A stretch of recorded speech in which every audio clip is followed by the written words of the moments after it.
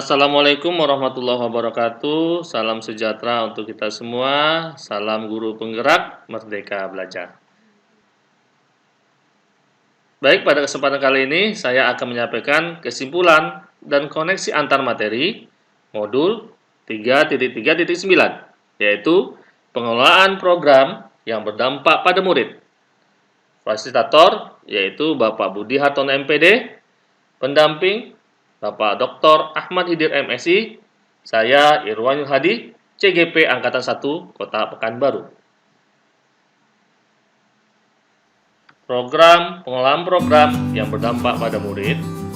Bagaimana dalam membuat program, ada beberapa tahapan yang harus kita perhatikan, mulai dari perencanaan hingga mentoring dan yang seperti juga evaluasi laporan-laporan.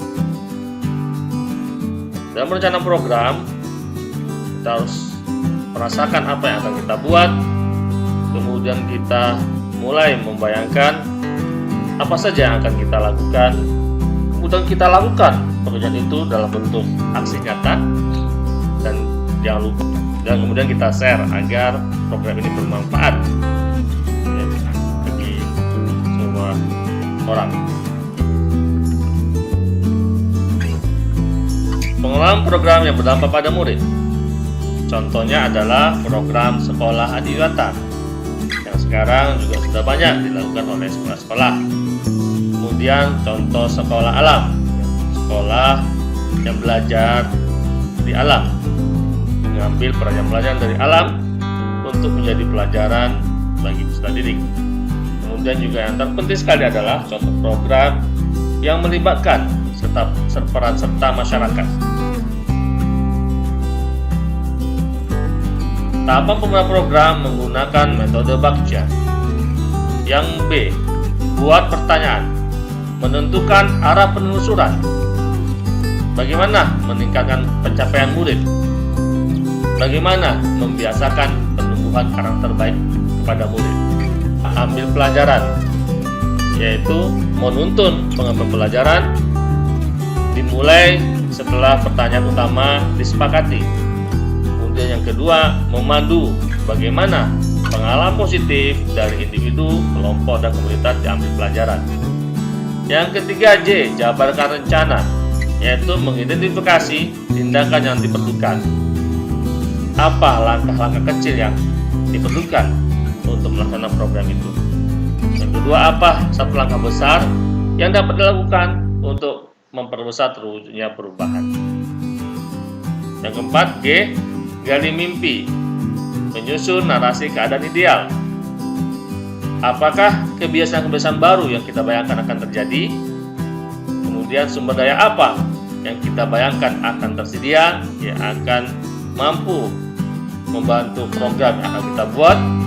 Dan yang terakhir adalah atur eksekusi, membantu transformasi rencana menjadi nyata. Siapakah yang akan terlibat untuk melakukan rencana, bagaimana mereka mengkomunikasikan dan melakukan kemajuan, kemudian siapa yang bertanggung jawab dan memonitor batas waktu. Selanjutnya, monitoring, evaluation, learning, dan reporting. Monitoring dan evaluasi atau yang disingkat dengan ME perlu disinergikan dengan kegiatan atau program yang sedang berjalan dengan melakukan perencanaan, tindakan, dan refleksi. Ketiga aktivitas ini menjadi sebuah siklus yang dilakukan berulang-ulang. Dalam ME, Gertie Hobson menawarkan 12 prinsip sebagai pedoman. Yang pertama adalah mengapa perlu melakukan mentoring dan evaluasi. Yang kedua, menyetujui prinsip-prinsip yang menjadi pedoman, relevan, berguna, sesuai dengan yang telah ditetapkan, dan kredibel. 3. Menentukan program atau proyek yang perlu dimonitor. 4. Menentukan siapa saja terlibat dalam setiap tahapan monitoring dan evaluasi. Kelima, menentukan topik kunci dan pertanyaan untuk melakukan investigasi. Klarifikasi sasaran, tujuan, aktivitas, dan langkah-langkah untuk berubah. 7. Mengidentifikasi informasi yang perlu diketahui. 8. Memutuskan bagaimana informasi diperoleh. 9. 9. Menilai kontribusi atau pengaruh yang diberikan. 10. Menganalisis dan menggunakan informasi. 11. Menjelaskan data. Dan 12. Etika dan proteksi data. Beberapa konsep penting yang menjadi kunci dalam strategi dan desain program proyek adalah: pertama, AIM atau dampak yang diinginkan, yaitu dampak akhir yang ingin diraih pada kehidupan orang lain atau lingkungan sekitar. Objektif, tujuan outcome yang diinginkan, yaitu perubahan-perubahan yang perlu dilakukan untuk mencapai dampak yang diinginkan.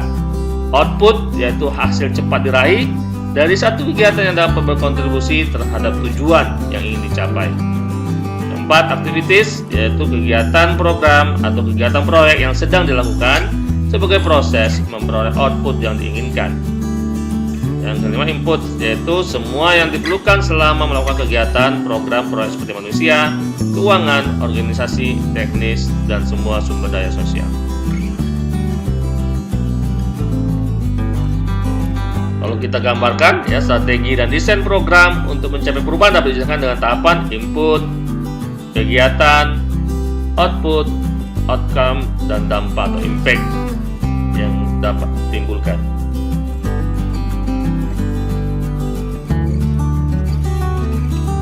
Learning atau pembelajaran. Dr. Roger Granway merancang kerja pembelajaran online melalui 4 tingkatan model.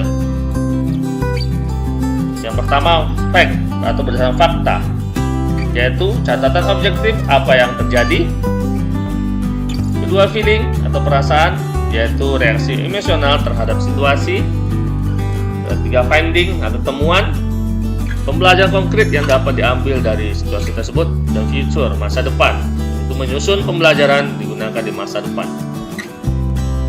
Selanjutnya, laporan atau reporting. Ada beberapa hal yang kita lakukan.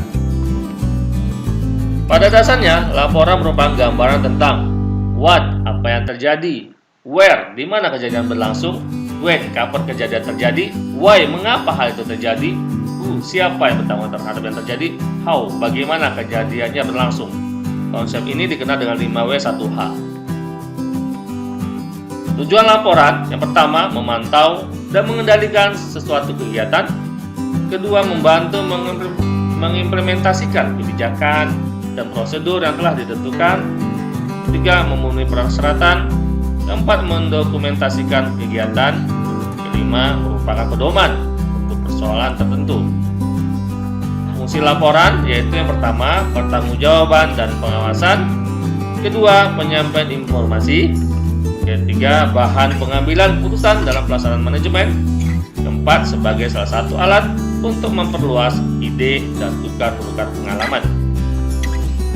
Syarat-syarat agar laporan agar mudah dibaca dan dimengerti. Yang pertama, laporan mencerminkan isi laporan. Kedua, laporan harus langsung pada sasaran. Ketiga, laporan harus lengkap. Keempat, laporan harus tegas dan konsisten. Kelima, laporan harus tepat waktu. Keenam, laporan harus tepat penerimaannya. Strategi pelaporan. Apakah laporan disiapkan untuk tujuan audit? Apakah data disiapkan untuk mendukung investigasi tugas pembelajaran yang tidak lengkap? Ketiga, apakah laporan bertujuan untuk mendemonstrasikan dampak dari pembelajaran Anda pada sebuah organisasi?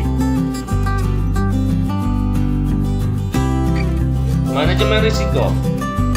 Dalam prinsip dasar manajemen risiko adalah metode yang tersusun secara logis dan sistematis dari suatu rangkaian kegiatan, penetapan konteks, identifikasi, analisa, evaluasi pengendalian, serta komunikasi risiko. Risiko dapat dihindari tetapi tidak dapat dikelola. Risiko tidak dapat dihindari tetapi dapat dikelola dan dikendalikan, karena apabila risiko tidak dikelola dengan baik maka akan menyebabkan kerugian serta hambatan. Beberapa tipe risiko di lembaga pendidikan meliputi risiko strategis, risiko yang berpengaruh terhadap kemampuan organisasi mencapai tujuan. Kedua, risiko keuangan merupakan risiko yang mungkin akan berakibat berkurangnya aset. Ketiga, risiko operasional. risiko yang berdampak pada kelangsungan proses manajemen. Keempat, risiko pemenuhan merupakan risiko yang berdampak pada kemampuan proses dan prosedur internal untuk memenuhi hukum dan peraturan berlaku. Kelima, risiko reputasi merupakan risiko yang berdampak pada reputasi dan kemenangan lembaga. Tahapan manajemen risiko yang pertama adalah identifikasi risiko, kedua pengukuran risiko, ketiga melakukan strategi dalam pengendalian risiko, keempat melakukan evaluasi terus-menerus, maju dan berkelanjutan. Terakhir, koneksi antar materi dari materi modul pertama sampai modul terakhir. Yang pertama, nilai dan peran guru penggerak sebagai pemimpin pembelajaran. Dalam tripata pemikiran Ki Hajar Dewantara terkenal dengan istilah Inga Sosuntulodo. Di depan seorang guru itu sebagai teladan, Ing Madya Mangunkarsa, di tengah guru itu memberikan semangat, dan turut Turi Handayani. Di belakang bagaimana seorang guru mampu memberikan dorongan-dorongan. Kemudian yang kedua, Ing Guru Apresiatif, bagaimana maju perubahan berbasis kekuatan. Kemudian bagaimana di sekolah juga seorang guru harus mampu menciptakan budaya positif di sekolah. Adapun pembelajaran dapat dilakukan, salah satunya adalah pembelajaran berdiferensiasi dan pembelajaran kompetensi sosial dan emosional. Sebagai coach, bagaimana seorang guru mendorong coachnya untuk dapat menyelesaikan masalahnya sendiri dan memberikan umpan balik yang positif kepada peserta didik. Kemudian pengambilan keputusan sebagai pemimpin pembelajaran, pemimpin dalam pengelolaan sumber daya, dan pengelolaan program yang berdampak pada murid. Semuanya itu tujuannya adalah untuk terbentuknya profil pelajar Pancasila. Bagaimana seorang murid harus memiliki, yang pertama, beriman dan bertakwa kepada Tuhan Yang Maha Esa, berakhlak mulia, kemudian berkebinekaan global, mampu bergotong royong, mempunyai sifat kreatif, kemudian bernalar kritis dan juga mandiri. Itu tujuan yang sama-sama kita ingin bentukkan pada peserta didik kita. Terima kasih atas perhatiannya. Mohon maaf bila terdapat kesalahan. Saya akhiri dengan wassalamualaikum warahmatullahi wabarakatuh. Salam sejahtera untuk kita semua. Salam guru penggerak, merdeka belajar.